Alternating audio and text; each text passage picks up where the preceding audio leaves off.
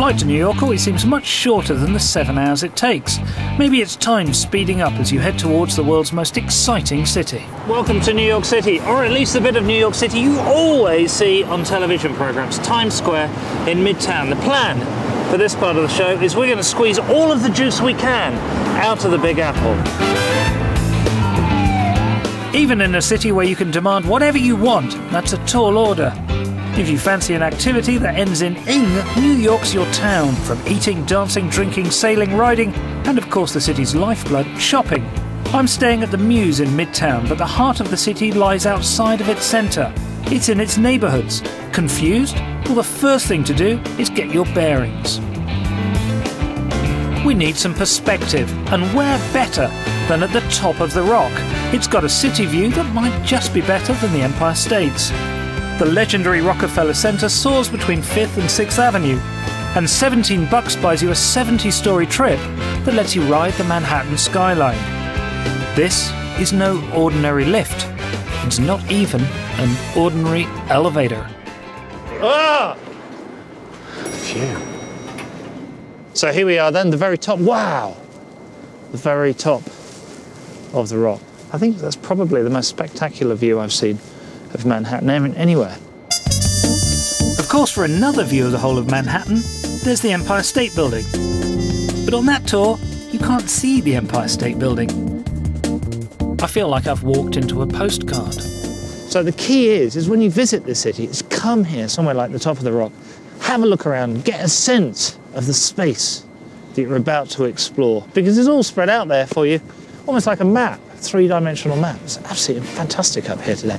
It's also viciously cold. Now, as the capital of capitalism, New York City offers you choices in everything, especially transport. If the weather's good and you've got plenty of time, one of the best ways to get around Manhattan, of course, is to walk. Alternatively, you can take a taxi, although be warned, if you're trying to get across town, it'll take you almost 3 times longer than if you want to go up or down. I'm heading downtown into the Lower East Side, which used to be working class, racially diverse and bohemian. Now, though, it's increasingly wealthier and whiter. Nestled at the foot of some housing projects resisting gentrification, I find Frank's Bike Shop, which should be called Frank's Brilliant Bike Shop. You know, if you are in Manhattan on a short break and you've got a limited amount of time to see as much of the city as possible, then a great way to do so is by renting a bike at an establishment like this one, Frank's Bikes, in the Lower East Side. No matter how rich and corporate it can get, New York still has a priceless commodity, and that's character. Frank deals in it. What makes Manhattan a great place to cycle? Manhattan? Everything here. I mean, you got your parks, you have your, you have your ferry downtown, you got your seaport, your museums. I mean, Washington Square, Chinatown, Little Italy, you know, it's just an interesting place all the way around. Now, I noticed that you keep on showing ladies' bikes here to me. Not necessarily ladies' bikes. Are you trying to tell me something? No. Finally, I settle on a man's bike. New York is definitely a city where you can get anything you want. In my case, it was a bright green, classic 1950s bicycle. Right, Brooklyn Bridge, here I come. When I lived in New York, I used to cycle all over money-making Manhattan, and it's a great way of making sense of the island from the inside out. The traffic can be a little bit hairy, but there's a decent network of cycle lanes and you can pick up or download maps for free. I'm hoping to make it to Brooklyn before the sun sets on the East River, a race against time, and once again, weight is not on my side. Perhaps it wasn't the smartest idea at this point to have rented Manhattan's heaviest but coolest looking bike. So, that was extremely cold, but it was also extremely awesome. And speaking of dumb, we've arrived in Dumbo, which stands for Down Under the Manhattan Bridge Overpass. Originally a dodgy industrial neighbourhood, this was then colonised by bohemians, and then redeveloped into a multi-million-dollar neighbourhood, thanks to the artists who could no longer afford to live here. But the great views back to Manhattan are free. I'm being given the juice by Terry, a Big Apple greeter, whatever that is. Now, a Big Apple greeter, what does a Big Apple greeter do? Big Apple greeter basically is not a tour guide, it's just a friend. just a friend. Right, that meets people coming to the city. There is totally free, no Really? charge. Something free in New York City? Absolutely, no charge. So you could contact the Big Apple greeters and say, oh, I don't know, Coney Island, what's that all about? Exactly. Whatever your desire, New Yorkers will happily tell you what to do or where to go. I was hungry, so Terry suggested Grimaldi's Pizzeria, round the corner. Folk here say it's the best in New York City, but gang wars have started in this town over who makes the best pizza. So I'm just going to let my mouth do the talking. Mmm, cheesy.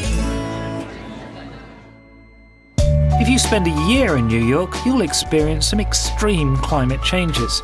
I did pretty well in 3 days. Day 2 brought snow. But even a whitewash of virgin snow could not cover up the dark and dirty past of the East Village, one of New York's most notorious neighbourhoods. I've hooked up with the aptly named Bobby Pinn in Needle Park for a surreal rock and roll tour.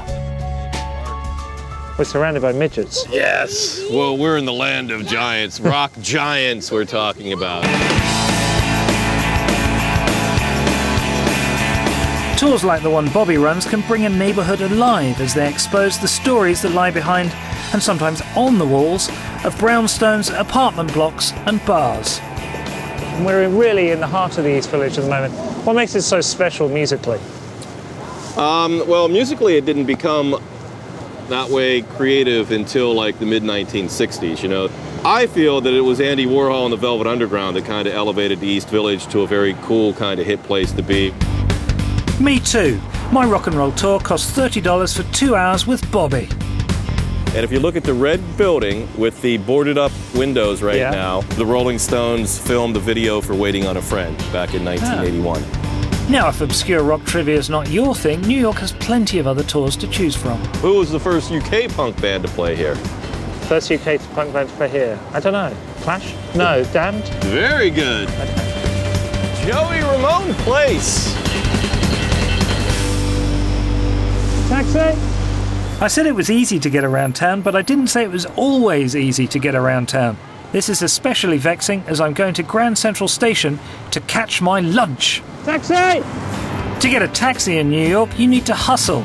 In fact, to survive in New York, you've got to hustle. Grand Central, though, is a major destination for bustle. Like the city, Grand Central is best experienced from the inside out. It's one of those buildings that's a treat to be in, but even better, it's one you can eat in at its famous Grand Central Oyster Bar. The Oyster Bar is deep in what feels like the crypt of this cathedral of movement, and it's one of my favourite places in the world.